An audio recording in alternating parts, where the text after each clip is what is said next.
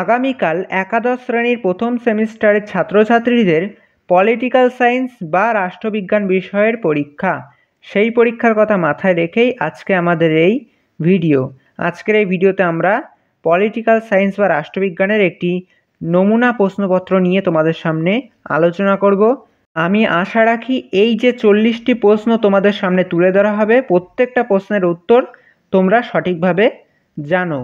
তাহলে আর বেশি কথা বলবো না, ঝটপট দেখে নেব আজকের এই নমুনা প্রশ্নপত্রটি। তার আগে ছোট্ট একটা রিকোয়েস্ট, তোমরা যারা চাইছো সেকেন্ড সেমিস্টার এরকম একটা নমুনা প্রশ্নপত্রের আলোচনা এবং সেকেন্ড সেমিস্টারের বিভিন্ন বিষয়ের সাজেশন, তারা অবশ্যই এখনই চ্যানেলটিকে সাবস্ক্রাইব করে পাশে থাকা বেল আইকনে ক্লিক করে অল নোটিফিকেশান সিলেক্ট করে রাখো পরবর্তী নতুন নতুন ভিডিও পাওয়ার জন্য। আর যারা এখনও পর্যন্ত আমাদের টেলিগ্রাম চ্যানেল বা হোয়াটসঅ্যাপ চ্যানেলে জয়েন্ট হওনি, তারা আজকের এই ভিডিও ডেসক্রিপশানে দেওয়া লিঙ্কে ক্লিক করে আমাদের টেলিগ্রাম এবং হোয়াটসঅ্যাপ চ্যানেলে যুক্ত হয়ে যাও। চলো তাহলে দেখে নেওয়া যাক এই প্রশ্নপত্রের প্রথম প্রশ্ন। তোমাদেরকে বলে রাখি, আমি কিন্তু শুধুমাত্র প্রশ্নের সঠিক উত্তরটাই বলবো, যেহেতু ভিডিওটা বড় হয়ে যাবে তোমাদের সময় নষ্ট হবে। এক দাগের প্রশ্নে বলা হয়েছে, আধুনিক রাষ্ট্রচিন্তার জনক বলা হয় কাকে? সঠিক উত্তর হবে অপশান সি, ম্যাকিয়াভেলিকে। এরপর 2 নম্বরের প্রশ্নে বলা হয়েছে, রাজনীতিকে অর্থনীতির কেন্দ্রভূত রূপ বলা হয়, এই কথাটির লেখককে? সঠিক উত্তর হয়ে যাবে অপশান এ, লেনিন। এরপর চলে আসছি 3 দাগের প্রশ্নে। 3 দাগের প্রশ্নে কি বলা হয়েছে, দ্য রিপাবলিক অর্থাৎ প্রজাতন্ত্র গ্রন্থের লেখককে? এই প্রশ্নের সঠিক উত্তর হয়ে যাবে অপশান এ, পলিটো। এরপর বলা হয়েছে, পলিটিক্স গ্রন্থের রচয়িতাকে? তাহলে এই প্রশ্নের সঠিক উত্তর কী হবে, তোমাদের কি মনে হয়? সঠিক উত্তর হবে অপশান বি, অ্যারিস্টটল। এরপর চলে আসছি 5 দাগের প্রশ্নে। 5 দাগের প্রশ্নে বলা হয়েছে, রাষ্ট্রের একটি উপাদান হলো? সঠিক উত্তর হবে অপশান এ, সরকার। আজকের এই ভিডিওতে বলা প্রত্যেকটা প্রশ্ন কিন্তু খুব গুরুত্বপূর্ণ, খুব ভালো করে প্রশ্নগুলো ফলো করবে। তোমরা কিন্তু এর মধ্যে থেকেই প্রচুর প্রশ্ন বিভিন্ন স্কুলে কমন পেয়ে যাবে। তো এরপর 6 দাগে বলা হয়েছে, রাজনীতি হলো মূল্যের কর্তৃত্বমূলক বন্টন, উক্তিটি কার? সঠিক উত্তর হবে অপশান এ, ডেভিড ইনস্টনের। এবার 7 দাগের প্রশ্নে বলা হয়েছে, নিচের প্রদত্ত কোনটি একটি রাষ্ট্র? এই প্রশ্নটার জন্য কিন্তু তোমাদের 4টে অপশানকে খুব ভালো করে দেখতে হবে, তারপর সঠিক উত্তর দিতে হবে। প্রথম option A Sikkim, option B Bhutan, option C Paschimbanga, option D Bihar. সঠিক উত্তর অপশান বি, ভুটান। এরপর 8 দাগের প্রশ্নে বলা হয়েছে, রাষ্ট্রবিজ্ঞানের কারণ কে? সঠিক উত্তর হয়ে যাবে অপশান এ, অ্যারিস্টটল। এরপর চলে আসবো 9 দাগের প্রশ্নে। বলা হয়েছে, নিয়মবাদী রাষ্ট্রবিজ্ঞানী বলা হয় কাকে? এই প্রশ্নের সঠিক উত্তর কী হবে তোমরা অবশ্যই কমেন্ট করে জানাও। তো আমি এবার বলে দিচ্ছি, এই প্রশ্নের সঠিক উত্তর হবে অপশান এ, ডেভিড ইনস্টন। এরপর 10 দাগের প্রশ্নে বলা হয়েছে, একজন ব্যক্তি একই সাথে কটি রাষ্ট্রের সদস্য হতে পারেন? সঠিক উত্তর হয়ে যাবে অপশান বি, একটি রাজ্যের সদস্য হতে পারেন। এরপর 11 দাগের প্রশ্নে বলা হয়েছে, রাষ্ট্রবিজ্ঞান শব্দটি প্রথম প্রয়োগ করেন কে? কি মনে হচ্ছে তোমাদের, সঠিক উত্তর কি হবে? আমি বলে দিচ্ছি, সঠিক উত্তর হবে অপশান এ, লাইবনিজ। এরপর চলে আসবো 12 দাগের প্রশ্নে। বলা হয়েছে, রাষ্ট্রবিভাগ শোষণের একটি যন্ত্র মাত্র, কথাটি বলেছেন কারা? অপশান বি, আমেরিকারা। সঠিক উত্তর হবে অপশান বি, আমেরিকা। এরপর চলে আসছি 13 দাগের প্রশ্নে। তার আগে তোমাদের কাছে আবারও একই অনুরোধ, তোমরা যারা এখনও পর্যন্ত ভিডিওতে লাইক করোনি অবশ্যই ভিডিওতে লাইক করে আমাকে মোটিভেশন দাও। এছাড়াও চ্যানেলে নতুন হয়ে থাকলে ক্লাস 11-এর সেমিস্টার 2 এর নিত্য নতুন ভিডিও পেতে চ্যানেলটিকে সাবস্ক্রাইব করে দাও, আর বন্ধু বান্ধবের মাঝে এখনই ভিডিওটিকে শেয়ার করে দাও। তো এরপর আমরা চলে আসছি 13 দাগের প্রশ্নে। চলো 13 দাগের প্রশ্নে বলা হয়েছে কি, দেখে নেওয়া যাক। সম্মিলিত জাতিপুঞ্জ হলো? সঠিক উত্তর হবে অপশান এ, শব্দ রাষ্ট্রের সমষ্টি। এরপর চলে আসবো 14 দাগের প্রশ্নে। আমাদের শাস্ত্রের সব থেকে গ্রহণযোগ্য নাম কি? সঠিক উত্তর কি হবে? সঠিক উত্তর হয়ে যাবে অপশান ডি, রাষ্ট্রবিজ্ঞান। অপশান ডি, রাষ্ট্রবিজ্ঞান হবে সঠিক উত্তর।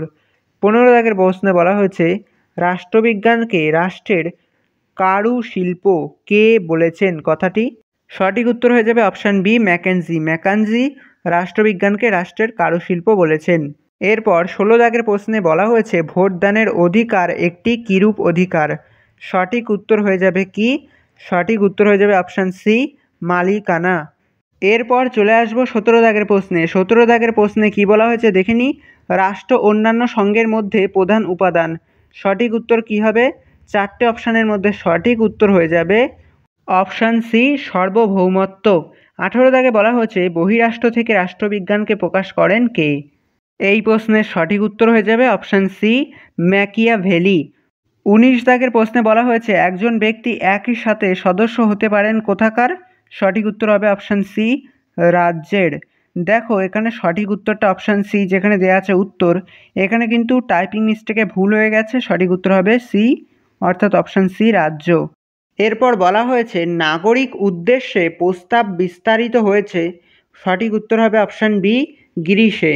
দেখো বন্ধুরা, তোমাদেরকে বলে রাখতে চাই আমাদের হয়তো কিছু কিছু জায়গায় টাইপিং মিস্টেক ভুল, যেহেতু এগুলো কম্পিউটার টাইপিং, সেক্ষেত্রে কোনো জায়গায় অপশানে ভুল, কোনো জায়গায় অপশান নাম্বারিংয়ে ভুল, কোথাও বা নাম্বারের যে প্রশ্ন সেই প্রশ্নে ভুল থাকছে। এগুলো যেহেতু কম্পিউটার টাইপিং, কিছু কিছু ভুল হচ্ছে।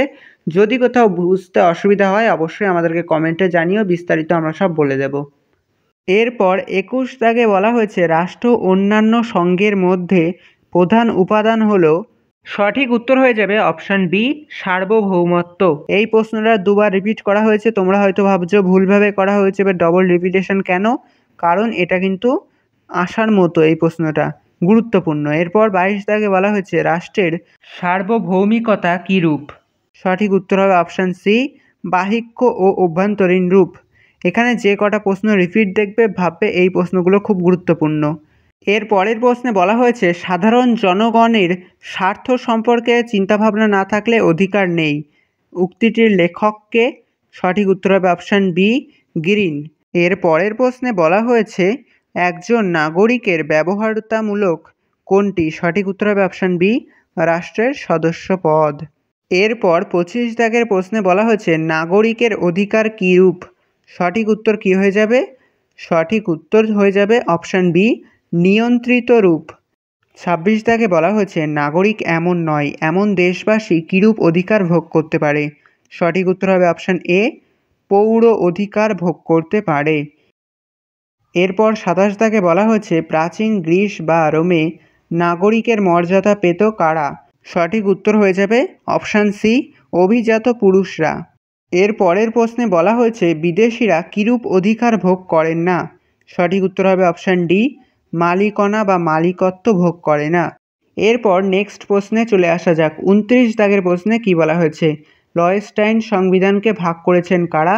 সঠিক উত্তর হয়ে যাবে অপশান সি, পারিবারিক ও মহিলাতাহীনরা। এরপর চলে আসবো 30 দাগের প্রশ্নে। 30 দাগের প্রশ্নে কি বলা হয়েছে চলো দেখে নেওয়া যাক। সুপরিবর্তনীয় সংবিধানে সাংবিধানিক আইনের সাথে কোন আইনের বিধান করা হয় না? সঠিক উত্তর হবে অপশান বি, সাধারণ আইনের সংবিধান করা হয় না। এরপর বলা হয়েছে সুপরিবর্তন সংবিধানে কে সার্বভৌম ক্ষমতার অধিকারী? সঠিক উত্তর হবে অপশান গ, আইনসভা সার্বভৌম ক্ষমতার অধিকারী। নেক্সট কোশ্চেনে বলা হয়েছে সুইজারল্যান্ডের সংবিধান কিরূপ সংবিধানের উদাহরণ? সঠিক উত্তর হবে অপশান এ, লিখিত সংবিধানের উদাহরণ। এর পরের প্রশ্নে বলা হয়েছে সংবিধান সর্বপ্রথম জানান কে? সঠিক উত্তর হবে অপশান বি, অর্থাৎ গান্ধীজি। এরপর 34 দাগের প্রশ্নে বলা হয়েছে কি চলো দেখে নেওয়া যাক। সংসদ গঠনের জন্য নির্বাচন কত খ্রিস্টাব্দে হয়েছিল? সঠিক উত্তর কী হবে? সঠিক উত্তর হয়ে যাবে অপশান সি, 1946 খ্রিস্টাব্দে। এর পরের প্রশ্নে বলা হয়েছে কিরূপ নির্বাচনের মাধ্যমে সংসদ গঠিত হয়? সঠিক উত্তর হবে অপশান সি, পরোক্ষ করার মাধ্যমে সংসদ গঠিত হয়। এরপর 36 দাগের প্রশ্নে আসি, কি বলা হয়েছে সংবিধান সভার গণপরিষদের স্পিকার ছিলেন কে? সঠিক উত্তর কি হয়ে যাবে? সঠিক উত্তর হয়ে যাবে অপশান এ, জিবি মভলঙ্কর। এরপর চলে আসব পরের প্রশ্নে। পরের প্রশ্নে কি বলা হয়েছে গণপরিষদের উদ্দেশ্য ছিল? সঠিক উত্তর হবে অপশান বি, সংবিধানের খসড়া প্রণয়ন। এরপর চলে আসবো 38 দাগের প্রশ্নে। 38 দাগের প্রশ্নে বলা হয়েছে গণপরিষদের সমর্থন ছিলেন কে? সঠিক উত্তর কি হয়ে যাবে? সঠিক উত্তর এই চারটের মধ্যে হবে option A, doctor Rajendra Prasad. এরপর 39 দাগের প্রশ্নে বলা হয়েছে গণপরিষদ খসড়া শক্তি ছিলেন কে? সঠিক উত্তর হবে অপশান বি, বাবা সাহেব আম্বেদকর। এরপর চলে আসছি আজকের আমাদের একদম শেষ প্রশ্নে, অর্থাৎ 40 দাগের প্রশ্নে। 40 দাগের প্রশ্নে বলা হয়েছে পড়া লেখা লেখা কথাটি কারা বলেছিল? গণপরিষদ বলেছিল। তো এই ছিল আজকে আমাদের প্রশ্নপত্র আলোচনা। এই 40টি প্রশ্ন তোমাদেরকে খুব ভালো করে রেডি করে যেতে বলবো। তোমাদের রাষ্ট্রবিজ্ঞান বা পলিটিক্যাল সায়েন্স পরীক্ষার আগে খুব ভালো করে এই প্রশ্নগুলো রেডি করো। তোমাদের যে নিজস্ব স্কুল, সেই স্কুল থেকে স্যারেরা যে সমস্ত প্রশ্নগুলোকে গুরুত্ব দিয়ে পড়তে বলেছে সেগুলো পড়ে যাও, তোমাদের পরীক্ষা কিন্তু খুব ভালো হবে। তো ভিডিও শেষ করার আগে বলতে চাই, অবশ্যই চ্যানেলটিকে সাবস্ক্রাইব করে রাখো সেকেন্ড সেমিস্টারের নিত্য নতুন ভিডিও সবার আগে পাওয়ার জন্য। Thank you so much.